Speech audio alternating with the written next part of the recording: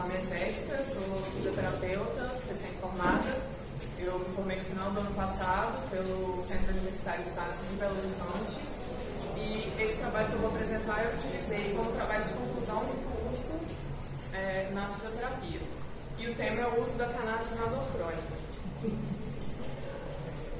A dor ela pode ser definida como uma experiência negativa física e emocional que está associada a uma lesão. E ela pode ser classificada de acordo com algumas características, como, por exemplo, o sistema ou órgão que ela vai afetar, o local corporal ou, por exemplo, também em relação ao tempo de duração. Falando especificamente sobre o tempo de duração, ela vai ser considerada crônica quando tiver um tempo quando ela levar mais de 3 meses para cicatrizar. E ela, por ter aspectos psicossociais associados aos aspectos físicos, ela pode ser muito incapacitante na vida desses pacientes, gerando impacto nas atividades de vida e no próprio comportamento. Uma alternativa que vem ganhando cada vez mais espaço é o uso da cannabis medicinal, seja como uma medicação substituta ou paralela no tratamento da dor.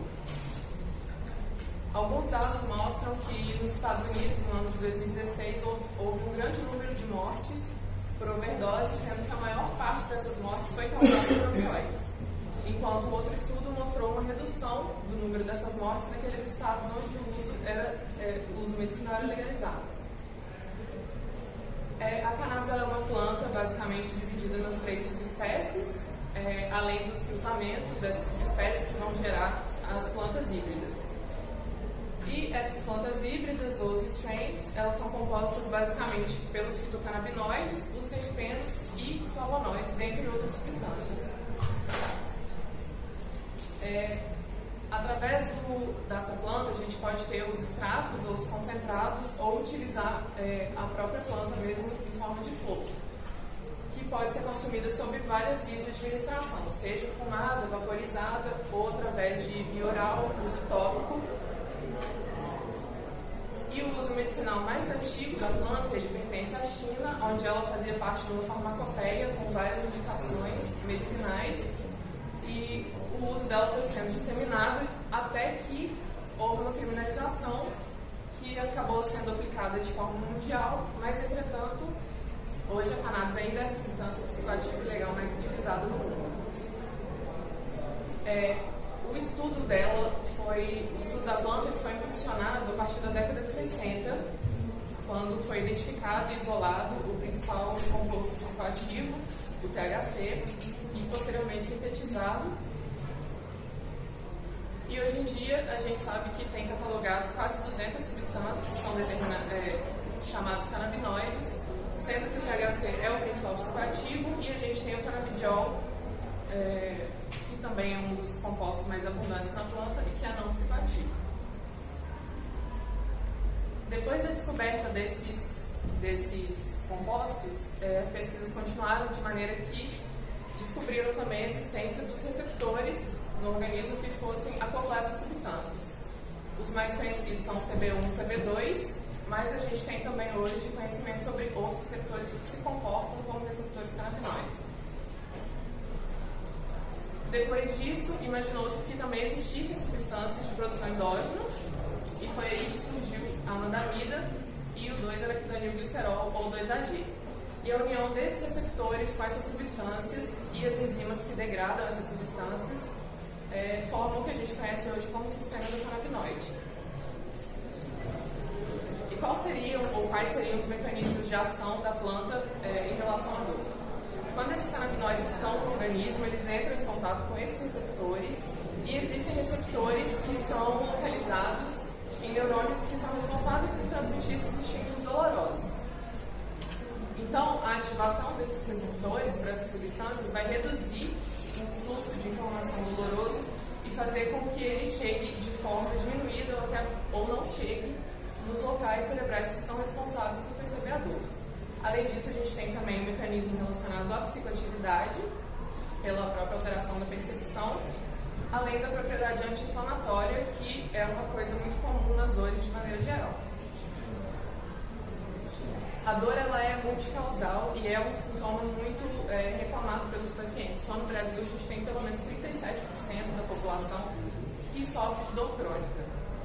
Então, a cannabis ela surge como uma alternativa potencialmente eficaz no tratamento da dor, seja substituindo ou entrando em conjunto com as medicações convencionais. O objetivo desse trabalho, então, foi determinar a eficácia analgésica da cannabis em pacientes com dor crônica. Para isso, foi utilizada uma revisão sistematizada e as buscas aconteceram no período de julho a setembro de 2018, com critérios de inclusão e exclusão e bases de dados específicas, utilizando essas seguintes palavras-chave aqui embaixo. Como os desfechos de interesse do estudo, o principal desfecho de interesse era redução ou não na intensidade da dor, e também foi buscado melhora na qualidade de vida, qualidade do sono e redução de outras medicações. Esses estudos passaram por um processo de triagem, de maneira que, ao final, eu utilizei 30 artigos para poder elaborar essa revisão. Falando um pouquinho de acordo com características diferentes, primeiro em relação à origem da dor. Esses estudos abordavam, na sua maior parte, a dor de origem neuropática.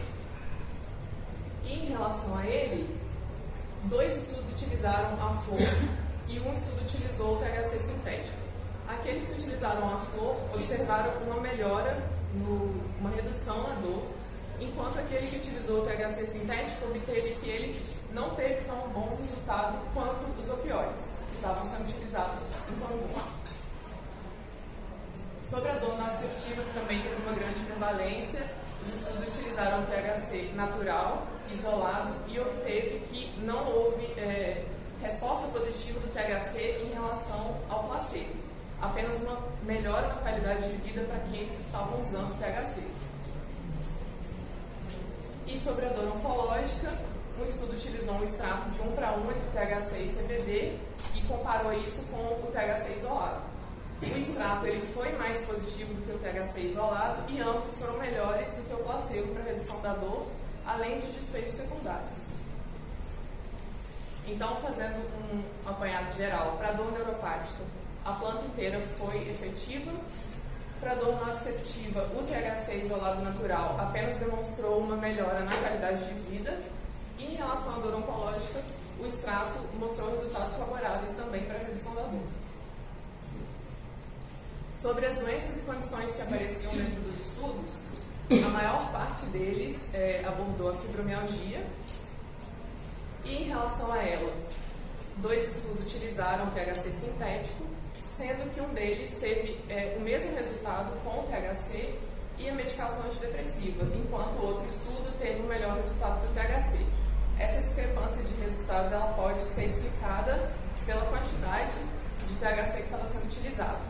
Esse estudo que mostrou bons resultados, ele utilizou pelo menos o dobro da medicação daquele que não obteve resultado. Em relação à esclerose múltipla, 2 estudos utilizaram um extrato, sendo que um deles foi um extrato de proporção de 1:1 e o outro com proporção de 3:1. Esse estudo que utilizou 3 vezes mais THC, ele mostrou bons resultados versus o placebo, enquanto esse estudo que teve relação de 1:1 não mostrou. Sobre o câncer, a gente teve 2 estudos que mostraram também o uso do extrato, sendo que um deles teve resultado positivo e o outro não. Talvez essa divergência de conclusão pode ter sido supostamente pelo uso dos opioides.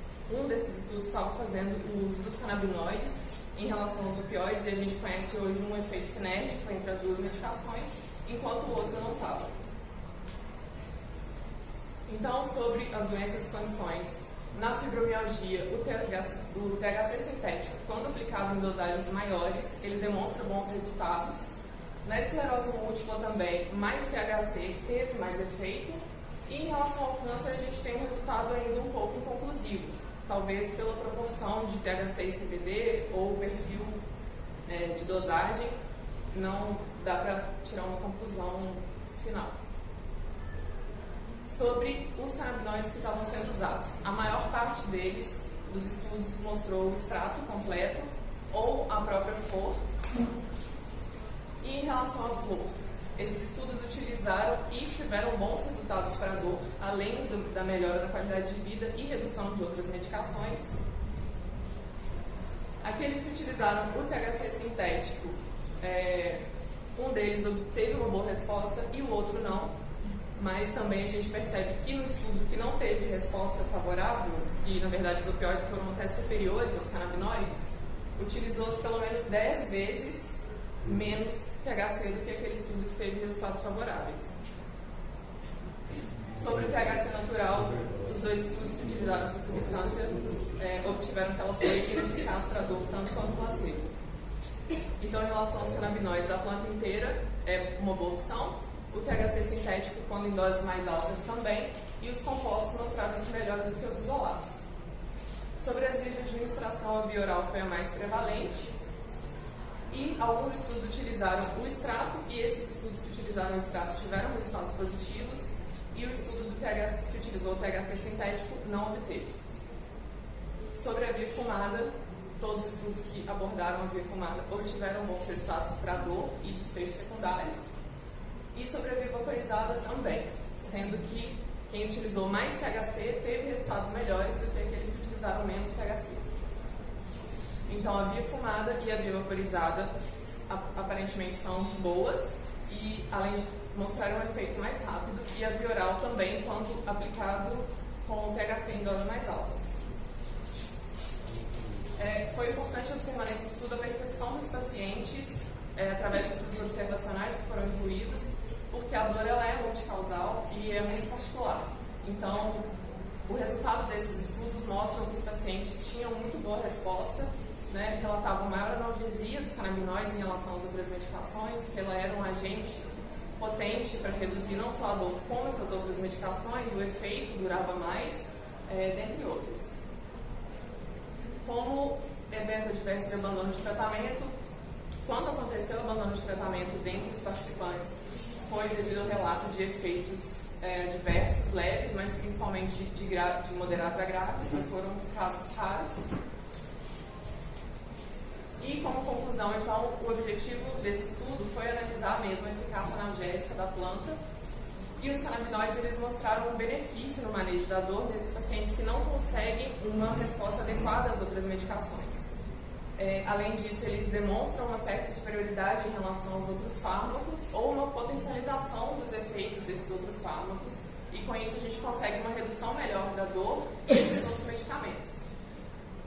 Também foi apresentado melhores resultados nos desfechos secundários, como a dor, além da dor, como sono e qualidade de vida. Fazendo uma análise comparativa, então, os canabinoides naturais foram melhores do que os canabinoides sintéticos, a planta inteira foi melhor do que os canabinoides isolados, aqui muito provavelmente quase certo pelo efeito comitiva.